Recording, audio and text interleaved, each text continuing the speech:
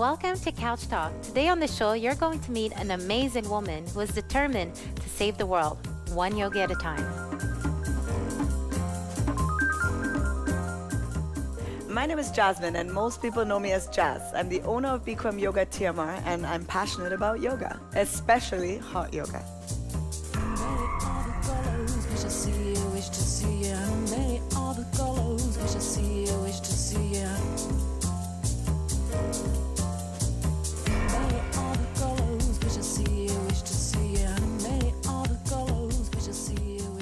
Jazz, before we started filming, you gave me the best quote. It says, we're only one yoga class away from happiness. From a good mood. From a good mood. Yes, there you go. That's my everyday chase. My everyday chase. Is it? Yes. How's that working out for you so far? So far, so good. Yes, more good moods than not. So that's amazing, and that's kind of like the motto at your studio at TMR Yoga. Right? Yes, definitely. We like to really follow Gandhi's quote, which says, "Be the change that you want to see in the world." Mm-hmm. That's what inspired me when I built my studio. It got me through that. So that's amazing. Yes. So how long have you been open here? How long have you been teaching? Teaching, I've been since 2008. Mm-hmm. My studio is open since 2010. Okay. So I started teaching a little bit all over the world before I opened my studio. Okay. Just to get experience. And what brought you to opening a yoga studio in Montreal? Oh, that's kind of a long story. Yes. I actually got injured. I was a racer skiing and had a knee injury. I had to have ACL surgery. Okay. So when I had surgery to rehab, I did yoga, and I did Bikram yoga. So you chose this as rehab, or were you told to do this to?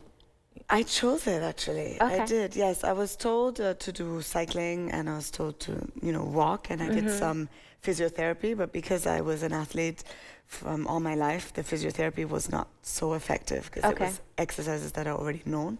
So I chose to do yoga to heal faster, and it really worked. So that's really how I started doing the yoga every day. Oh, wow. Wow. And I hear that, yoga got you through not just getting your health back, but also through some very emotional moments in your life. Definitely. It's not just physical. Hatha yoga is physical yoga, but it's a lot to do with the mental as well. It gives you mental strength. It gives you back self-love when you need it. We have times in our life when we go through challenges and circumstances, and for me it was a messy divorce. It's not messy anymore, but it was at the time. I hope not. But so it gave me that place to go to, a place of peace, which is exactly why I decided to open a yoga studio. I wanted to give people a home away from home. Mm-hmm. And I think you've been successful at that, because I've been to your studio before, and that's usually how I describe it, that you walk in and it feels like a home. Sometimes you see people there with their kids, and everyone smiles when they walk through the door, and the staff is very friendly, and you can feel the positive energy, and you could tell that you put a lot of love in your studio. Oh, thank you. It's definitely a community studio, and that's what I wanted. I wanted intimacy. I know we have, Bikram has also a name, so it often gets taken for franchise, and it's, this big corporation, but I wanted to bring back the Indian.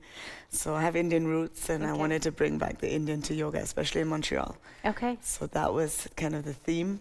So a lot of African furniture, a lot of things from my home. Right, so it's very multicultural. It is, yes, and even the clientele is. I guess it's the law of attraction. Right? It attracts the same as what we try to build and create. Okay. Why Montreal?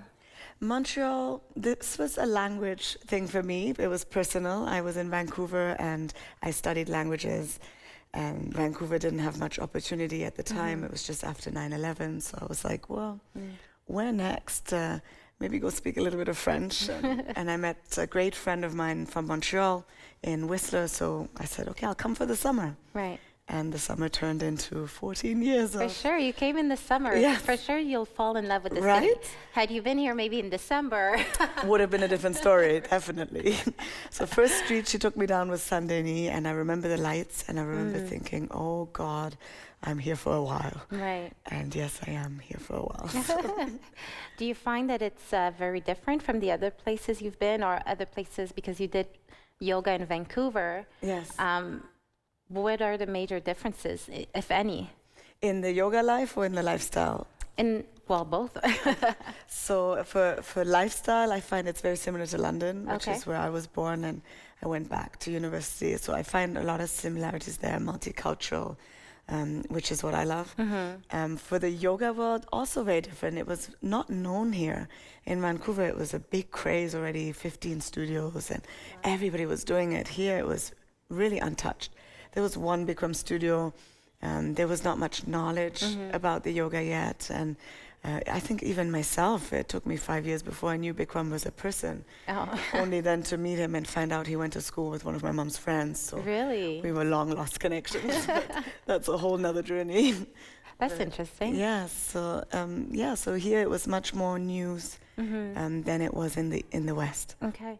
So when you opened your yoga studio, it was kind of at the beginning of the yoga wave. I mean, now it's everywhere. Now we're already 7 studios. Can you believe it? So in the last 4 years, another 4 studios open. So we're growing fast, which is great, because the more yoga out there, the better it is. The better it is. Yes. Right. Because you believe that yoga can really change the world around us, right? Definitely. I think if everybody was doing meditation and yoga from a young age, we would not have any challenges like we do with violence or wars that we have, because it's a different way of thinking. It's changing your mind, and it's changing your body on a cellular basis, learning compassion. And you can only really find that through passion. So I feel like this is something that you learned through your journey so far, and in developing yourself, especially as a yoga instructor. What events have really caused that change, that understanding, I should say? I guess it's a shift in life. I think you get to a point in your life when you're like, what now? I had the condo, I had the husband, I had my baby, I had the perfect job. I put perfect in inverted commas because it was not perfect for me. It was perfect on paper. Right. And it was what I was taught. I was taught to go do my studies and, work in a corporation, have a job where you can travel and wear a suit. And, it was an image. And I was kind of living in this motion of somebody else's image. It wasn't my dream. It wasn't who I was. And I just woke up and I was depressed. And I was like, how can I be depressed? I have everything.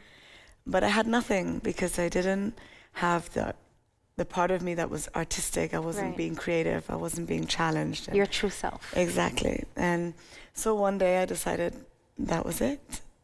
That was Just like that? Yeah, just like that, no more. I said, I'm going to go to teacher training. That was kind of my only hope, was my yoga was kind of something I still liked in my life. So I went to training, and that's it. When I came back, I quit my job. I quit my marriage. Oh boy, that must have thrown everyone in your life for a loop. Yeah, they thought I was crazy, which I am. So just a little bit. Just a tad, I think you have to be a little bit crazy to take risks. Right. But, no great things happen without taking a little bit of risk. For sure. So I have no regrets at all. And I think everybody has forgiven me. Well, it must have been hard to stay committed to yourself while other people were maybe struggling with this decision of yours to change your life and take a new direction. It's interesting that you asked that, because it was so strong. I didn't remember anything affecting me. It was so strong when I came back from the teacher training, even the building of the studio. Like, people ask me, well, how did you do it? I don't really remember. I just remember doing it. Right. And year 2 was challenging, because that's when you kind of wake up a bit, and that's when you start hearing again. Right. All the criticism, and that was a different journey, a different growth. But again, that's where the yoga just is there, and you have your practice, and you have, yourself and your time with you, and you get through it. So. I guess it must have helped to do such a drastic change, but to do it using a tool like yoga that helps you be centered. Exactly. It keeps you sane. Right. And it keeps you grounded with yourself. Like, so you don't lose who you are. And as long as you remember that and you have great friends and good family and you have balance in your life, then you're able to get through it, you know, day by day. And you were saying that right before you decided to make this change, you were suffering a bit from depression.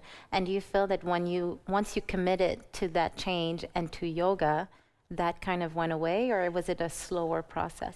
It was, how can I describe it? It was fairly instant because you get so driven by your passion, and it heals. And when you heal others, you heal yourself more and more, right? So I would never go back there, and I kind of know that now because I found what I need. Right.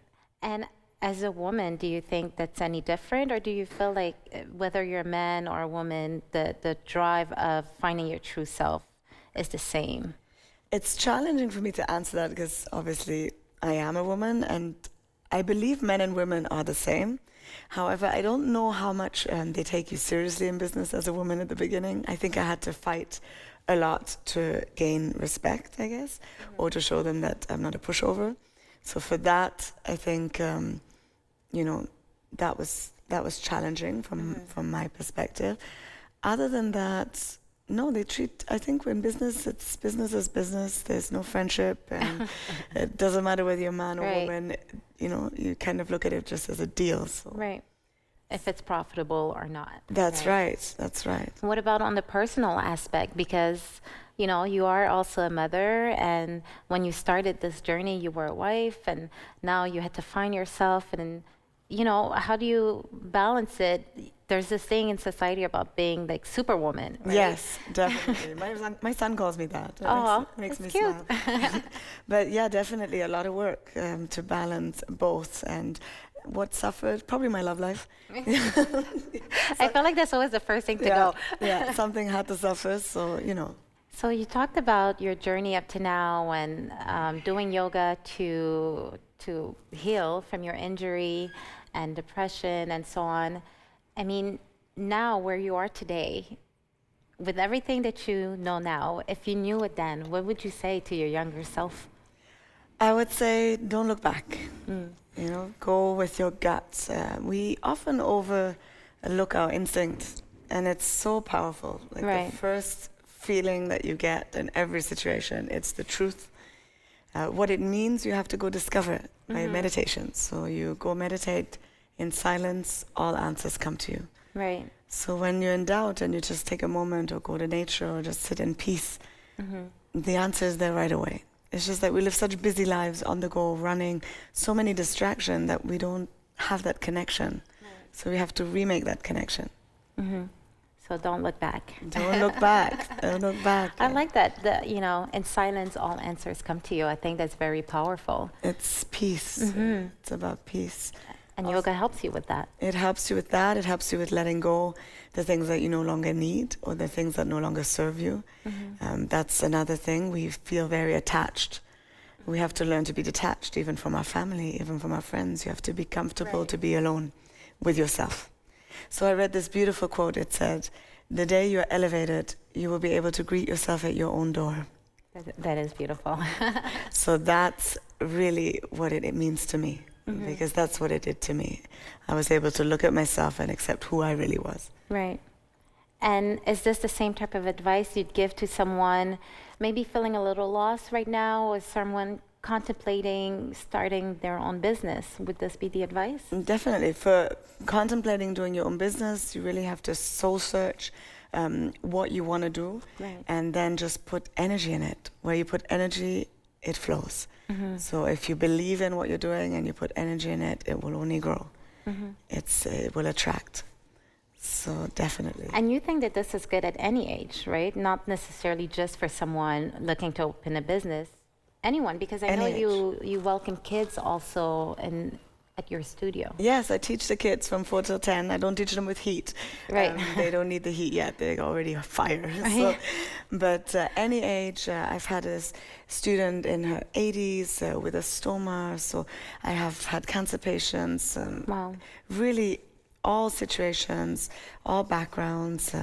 Very helpful for eating disorders, which is something that, I dealt with in my teenage life, so I work a lot with that. And so there's so many benefits to this yoga. It really heals the body, organ system inside out, and from many backgrounds.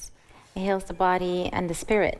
And right? the spirit, yes. And it just allows you to make that connection. So when you get into road rage here in Montreal, you're able to find your breath and, just take a breath and say, it's Montreal. I should definitely. Yeah, I can deal with I this. should take that, yes. I have a little bit of road rage every once in a while, so I should definitely take that moment. One yoga class away. Breathe in, yes. I'm a yoga class away. Yeah, definitely. I agree. Well, I think it's really... I love your approach with yoga and how it covers different aspects of life. It's not just about fitness and it's not just about being Zen. It's a little bit of everything and finding peace and kind of balancing everything. Exactly. You have to find harmony. So when I first started, I was really crazy. I have to do everything clean and, have to be yogi and the perfect yogi. But there's no such thing as the perfect yogi. Right. Yoga is not about perfection. It's about practice, and it's about doing the best that you can. So then you start applying that everywhere. Sounds doable. Well, on that wonderful note, thank you so much, Jazz, for being on the couch today. Thank you for having me. I appreciate it. And definitely, I look forward to talking some more with you about this. I'll hopefully see you in the hot room. I will. Thank you so much. And thank you to you guys for joining us today on Couch Talk and meeting another amazing woman from Montreal. See you next time.